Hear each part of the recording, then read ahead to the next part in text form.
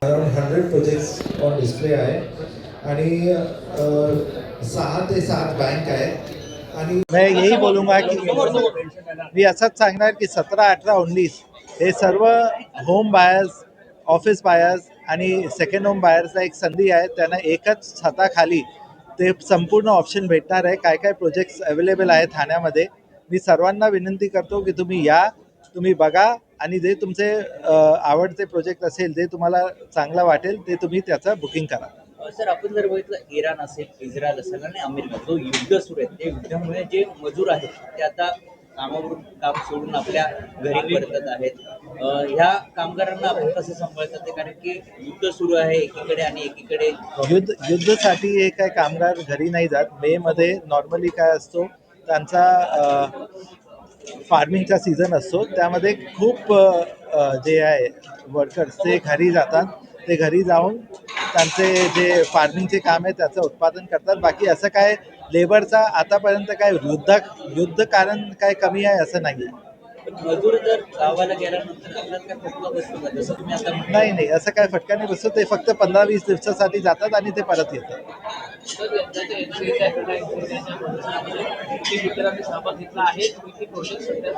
Total 30 builders आहेत, त्यांनी सहभाग घेतला आहे आणि करीबन करीबन 100 प्रोजेक्ट्स आहे जे डिस्प्लेमध्ये आहे. कारण काय एक डेव्हलपरचं 2 ते 3 प्रोजेक्ट असतात.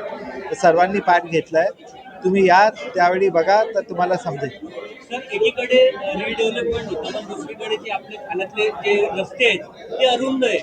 त्यासाठी तुमचं कसं प्रकारे नियोजन असेल? रस्ते देखील मोठे झाले पाहिजे. मी यासाठी मी ह्याला ते आपल्या गव्हर्नमेंटला खूप धन्यवाद द्यायला सांगेल. स्पष्ट करून आपले जे डेप्युटी CM आहे एकनाथ शिंदे यांनी जे ट्रॅफिकच्या प्रॉब्लेमसाठी जे काय सोल्युशन आहे ते सर्व इम्प्लिमेंट करून टाकलं आहे. कोस्टल रोड असेल की फ्रीवे एक्सटेन्शन ठाण्यापर्यंत असेल, भिवंडीचा रोड असेल, मेट्रो असेल, twin tunnel Borivali to Thane असेल, ते सर्व इन्फ्रास्ट्रक्चर काम चालू आहे.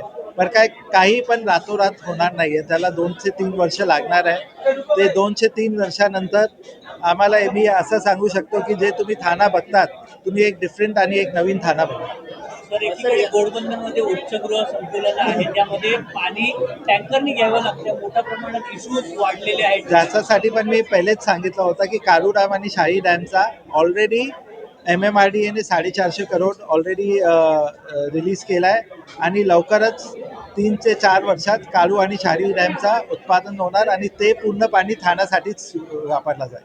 त्याप्रमाणे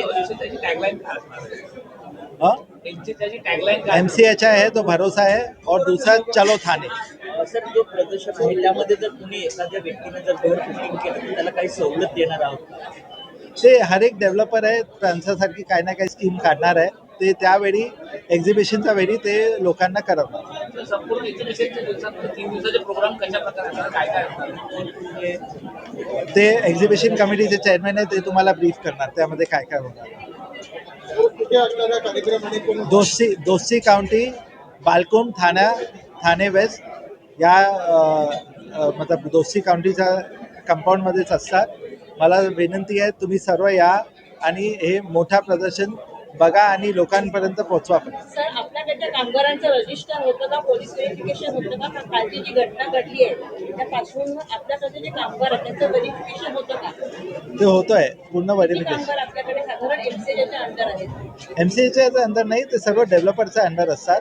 आणि काय फिगर्स तुम्ही सांगणार तर माझ्या कंपनीचा फिगर्स पण माझ्याकडे तोंडीत नाही आहे, कारण काय लेबर्स चेंज होऊ शकतात.